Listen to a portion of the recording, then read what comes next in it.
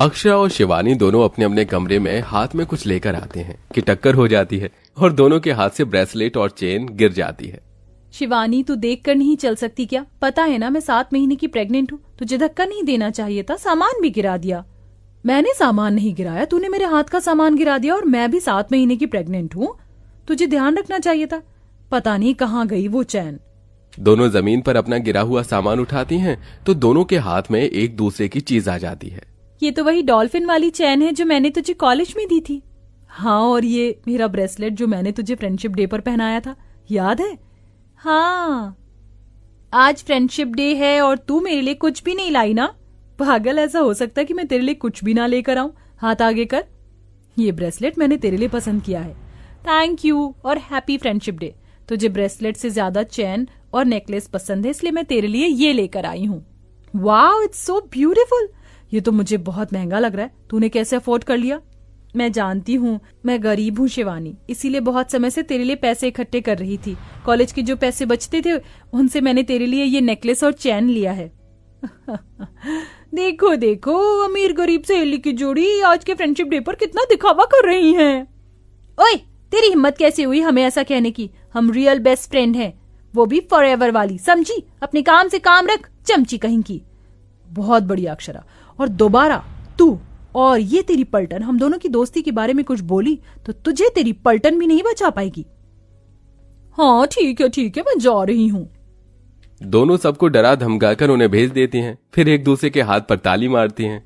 ओ, केशव और मोहित कॉलेज के बाहर हमारा वेट कर रहे हैं। चल, आज हमारी डेट भी है ना, हम चारों की फ्रेंडशिप सेलिब्रेट भी करनी है। हाँ। दोनों कॉलेज से निकलकर अपने बॉयफ्रेंड के साथ एक पार्क में आइसक्रीम खाने पहुंच जाती हैं। हाँ, कितनी शांति है ना यहाँ। वैसे हमारे बीच भी पहले दोस्ती हुई है, फिर प्यार। सेलिब्रेट करना तो बनता है ना। वो तो है, तुम दोनों भाइयों ने हम दोनों फ्रेंड्स को फंसा लिया है। हो, हमने नहीं, तुम लड़कियों ने हमें फंसाया है, और हम हैं भी तो इतने हैंडसम। बस अपने मुंह से तारीफ मत करो, लड़कों का यही है हमेशा का। अच्छा ये बताओ, शादी कब कर रही हो? मोहित, मैं गरीब घर से हूँ। शिवानी की गरीब सहेली बनने का बहुत टैग है मेरे ऊपर। अब तुमसे भी शादी कर लूंगी तो लोग ना जाने क्या कहेंगे। ओए, लोगों की फिक्र मत कर, और अंकल आंटी को मैं मना लूंगी मोहित के लिए। हम चारों एक ही घर में खुशी खुशी रहेंगे और घूमेंगे, पिकनिक पर जाएंगे, साथ में डिनर करेंगे। कभी सोचा नहीं था हम दोनों फ्रेंड्स शादी करके एक ही घर में जाएंगी। हाँ यार, ये तो है, बहुत मजा आएगा हमें। मुझे मेरा चैन वापस कर। हाँ, ये ले, मुझे भी मेरा ब्रेसलेट दे। भले ही हम दोनों के बीच लड़ाई हो गई है, लेकिन ये छोटे छोटे गिफ्ट और दोस्ती की जगह हमेशा मेरे दिल में रहेगी। मेरे भी, पर अब हम साथ नहीं हैं। क्या सोचा था, क्या से क्या हो गया। खैर, जो भी हुआ अच्छा हुआ कि बंटवारा सही था हमारे लिए। हाँ। दोनों मुंह बनाकर वापस अपने कमरे में चली जाती हैं। दरअसल शादी से पहले ही दोनों कॉलेज की जिगरी दोस्त थी। अमीर गरीब का फर्क था जिन्हें दोनों ही मानती नहीं थी, और फिर कॉलेज से आने जाने के बीच में दोनों भाइयों को दोनों सहेलियों से प्यार हो गया, जिसके बाद उनकी शादी हो गई। शादी के 4 महीने दोनों सहेली एक साथ खुशी से रहती थी। अपनी सास को बराबर प्यार करती थी, घर का काम भी अच्छे से संभालती थी। लेकिन फिर बिजनेस को लेकर दोनों भाइयों में अनबन होने लगी।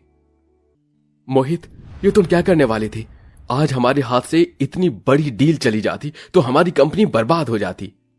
भैया कुछ भी मत बोलिए, बहुत सोच समझकर मैंने ये प्लान तैयार किया था, और ये प्रोजेक्ट के लिए बिल्कुल परफेक्ट था। हमारी कंपनी का प्रॉफिट होता, ना कि घाटा। एक बार फिर आपने मेरा प्रमोशन होने से रोक दिया।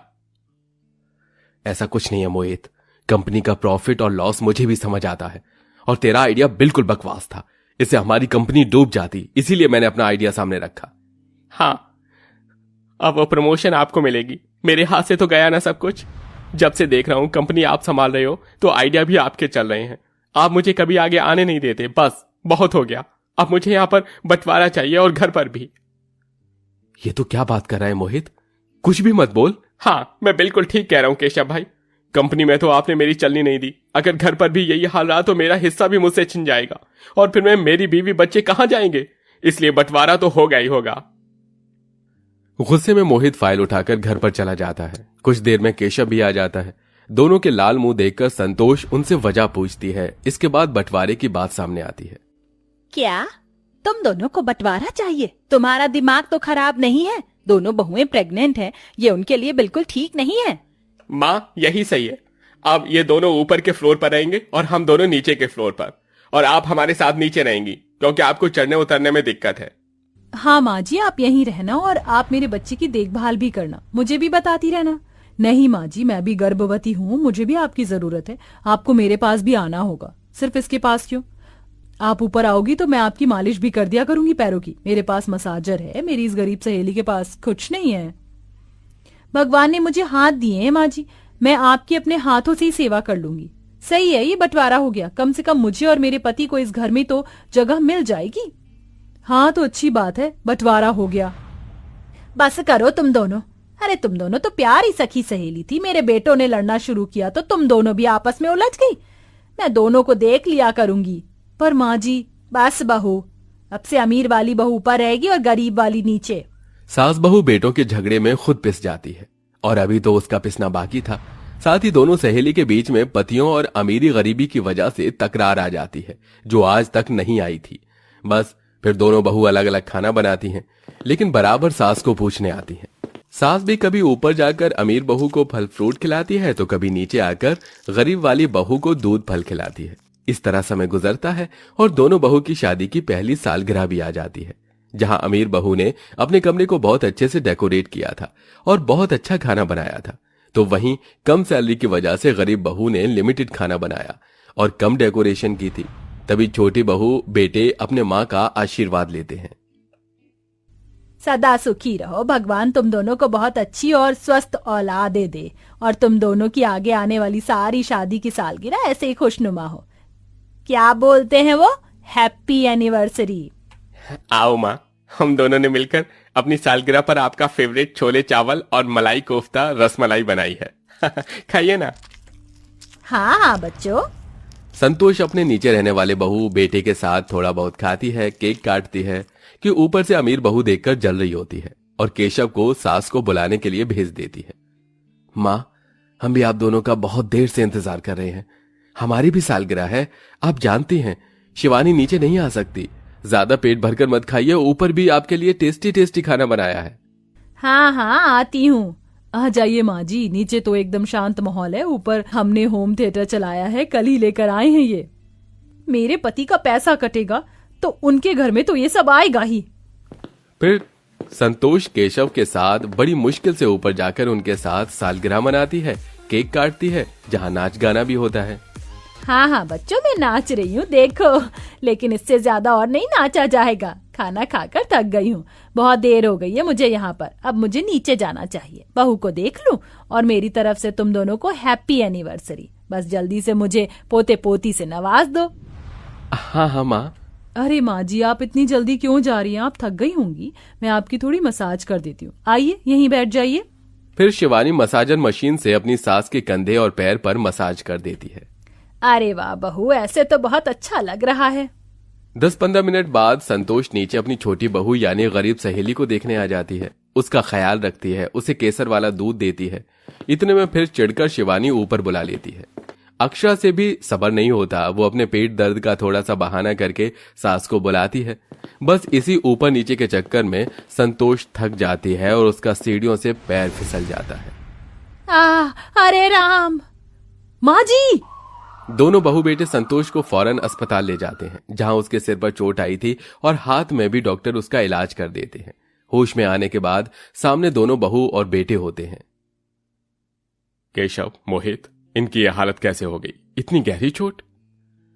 क्या बताऊं, मैं ऊपर रह रहा था, हम ऊपर सालगिरह मना रहे थे और मोहित अक्षरा नीचे मना रहे थे। दोनों बहुएं बार बार ऊपर नीचे का चक्कर लगवा रही थी, जिससे मां फिसल गई और उन्हें चोट लग गई। माँ जी अब ठीक है, मैं डॉक्टर बाद में हूं, पहले मैं घर का सदस्य हूं, इस नाते आपको कुछ कहना चाहूंगा। मेरी बात का बुरा मत मानना दोनों। भाभी, मैंने सुना था आप दोनों भाइयों का बंटवारा हुआ है, जिस वजह से आप ऊपर नीचे रह रहे हैं। और मामी जी को मैं अच्छे से जानता हूं, वो अपनी दोनों बहू का बहुत अच्छे से ख्याल रख रही होंगी। उनके ऊपर नीचे करने में ही आज उनकी यह हालत है। वो दोनों को एक साथ देखना चाहती हैं। देखिए, बेहतर होगा आप दोनों एक परिवार बनकर पहले की तरह से रहें, क्योंकि अगले महीने आप दोनों की डिलीवरी भी हो जाएगी, तो फिर से मामी जी को ऊपर नीचे करना पड़ेगा। आप समझ सकते हैं कि जापे में क्या हाल होता है। बेहतर होगा आप चारों अपनी सुलह कर लीजिए, और आप दोनों तो सहेली भी है ना फिर। रवि, तुमने बिल्कुल ठीक कहा, मुझे कोई बंटवारा नहीं चाहिए। और मुझे भी माफ कर दो भैया, मैं आपकी बात उस वक्त समझ नहीं पाया। मैं भी सॉरी हूं, और अब से हम सब साथ में रहेंगे। इस तरह चारों के बीच की सुलह हो जाती है, उनका बंटवारा खत्म हो जाता है। ये देख संतोष भी खुश होती है। अगले महीने दोनों सहेलियां एक बेटा और बेटी को जन्म देती हैं, जिसके बाद वो अब सब खुशी खुशी रहने लगते हैं।